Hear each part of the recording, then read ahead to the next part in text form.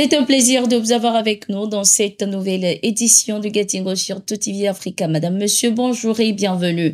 Nous démarrons avec le Niger. C'est un nouvel épisode dans la crise qui secoue le Niger et la France. Rissa Agboula, le chef rebelle et ancien ministre du Niger, est exilé désormais en France. Ce chef rebelle qui avait tenté avec sa bande de renverser le gouvernement de transition du général Abdourahmane Tiani pour ramener Mohamed Bazoum au pouvoir a obtenu un asile politique en France. Selon les informations, sa demande a été faite depuis le début de l'année 2024 et les démarches ont été discrètement menées jusqu'à l'aboutissement. Notons qu'après l'avènement du CNSP, Rissa Agboula avait annoncé la création d'un groupe rebelle, le Conseil de la résistance pour la République, pour ramener le président déchu Mohamed Bazoum aux affaires. Il avait mis en garde en indiquant y mettre tous les moyens. Mais sa détermination n'aura pas été suffisante. Ses efforts pour accomplir cette mission ont échoué et le CNSP est toujours au pouvoir. L'obtention de son asile vient de se faire relancer le débat sur le soutien de la France aux groupes terroristes en Afrique, plus précisément dans le Sahel. Les nouvelles autorités ont d'ailleurs, depuis leur arrivée au pouvoir, accusé la France plusieurs fois de soutenir et d'armer les assaillants. Ils l'ont également accusé d'avoir libéré plusieurs terroristes et de préparer un plan de déstabilisation contre le Niger. Des accusations plusieurs fois réitérées par le Mali et le Burkina Faso de leur côté.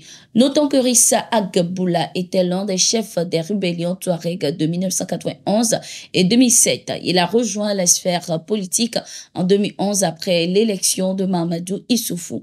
Sous le président Mohamed Bazoum, il était ministre d'État à la présidence. Le soutien de l'Ukraine au groupe terroriste dans le combat de Tinzaouaten au Mali continue de faire couler beaucoup d'encre sur le continent. Dans un élan patriotique de soutien, des activistes sénégalais étaient sortis pour exiger le départ de l'ambassadeur de l'Ukraine au Sénégal.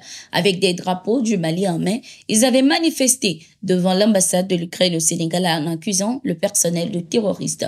Suite à cela, ces manifestants ont été interpellés par la police puis relâchés quelques heures plus tard après avoir été conduits à la gendarmerie d'Ouakam. Dans une déclaration, Andriy Youssef avait affirmé que son pays a apporté un soutien aux terroristes qui avaient attaqué les forces armées maliennes et leurs alliés russes à Tinzaouaten au Mali.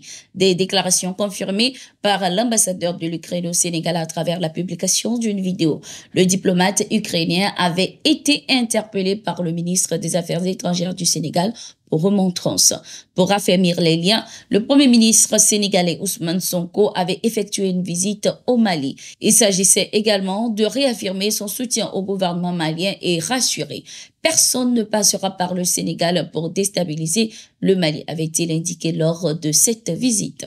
Au Burkina Faso, le gouvernement avertit et menace de poursuite les individus qui attribuent les fausses informations ou les fausses déclarations au président du Faso. Dans un communiqué, la direction de la communication de la présidence a affirmé que des poursuites judiciaires pourraient être engagées contre les auteurs et les relais de ces faux propos. Depuis un certain temps et de façon récurrente, des individus propagent sur les réseaux sociaux des messages et propos prétendument attribués à son excellence le capitaine Ibrahim Traoré, président du Faso, chef de l'État.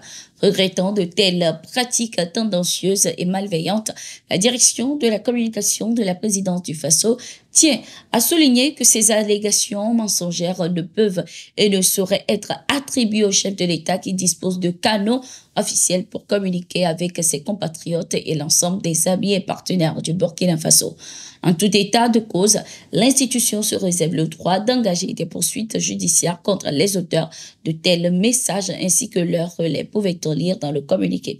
Précisons que la direction de la communication de la présidence a également invité la population et les partenaires à la vigilance. La coopération entre le Niger et le Tchad est au beau fixe et avance plutôt bien. Ce 18 août 2024, Ali Mahaman Lamine Zeine, le premier ministre nigérien, était à N'Djamena où il a rencontré le président Mahamadou Idriss Déby.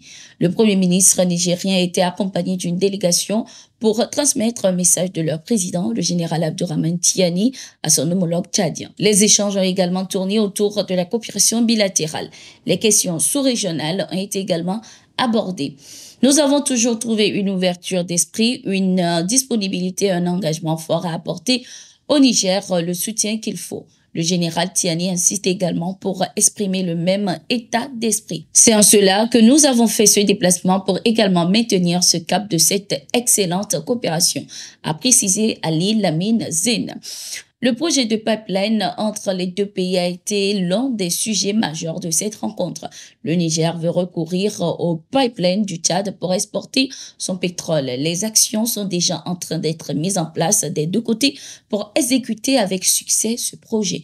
Les deux pays qui partagent une frontière de 1175 km manifestent ainsi leur volonté d'approfondir leurs relations et de répondre ensemble aux défis communs. Au Burkina Faso, l'ambassadeur de l'Arabie Saoudite, Fayad bin Abdurrahman Al-Dossari, a rencontré le ministre de la Sécurité, le commissaire divisionnaire de police Mamadou Sana ce 20 août 2024. Les deux personnalités ont passé en revue la coopération entre leurs pays et son renforcement dans divers domaines. Le diplomate saoudien a par la même occasion félicité le ministre burkinabé pour sa nomination à la tête de ce département de la sécurité et réaffirmé le soutien de son pays au Burkina Faso. L'Arabie saoudite soutient toujours le Burkina Faso et le peuple burkinabé, a-t-il martelé. C'est la fin de cette édition. Merci d'être resté avec nous. Nous sommes en continu sur nos différentes plateformes et sur notre site d'information, le www.africa.com.